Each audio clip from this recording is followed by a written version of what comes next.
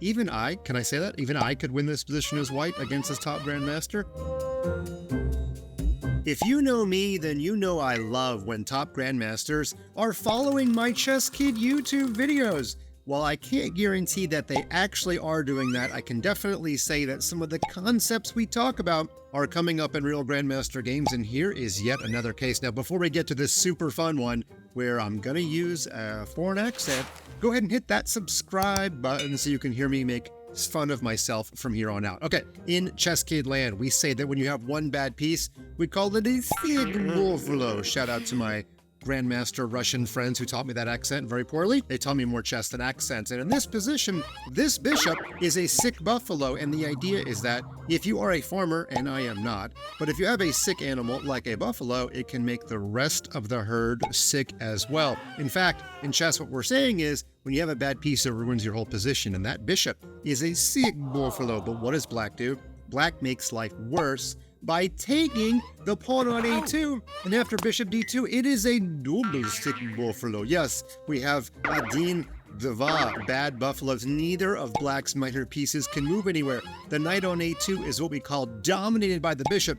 The bishop's guarding all the squares the knight could possibly move to, and I don't see how this bishop ever breaks through this pawn because the base pawn is not going to be touched. In fact, even I, can I say that? Even I could win this position as white against this top grandmaster. Now, black should at least be trying a move like f6 to break the bishop out of jail. But instead, black plays e6, and that doesn't actually help black at all. Now, white realizes this pawn might come here or might come here, so white tries to seal the jail here by playing pawn to g4. Yeah, pieces in jail. That's another ChessKid video I've made.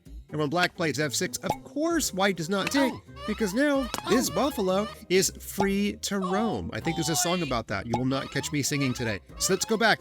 After the move f6 instead, white played g5, and it doesn't actually help black to take either pawn. If black takes this pawn, white can just take back with the knight, and then, yeah, then this pawn is just a goner on e6. No way to guard it. No pieces can move. So black tried to take this pawn, but then after pawn takes, I just don't see how these pieces are getting out of jail.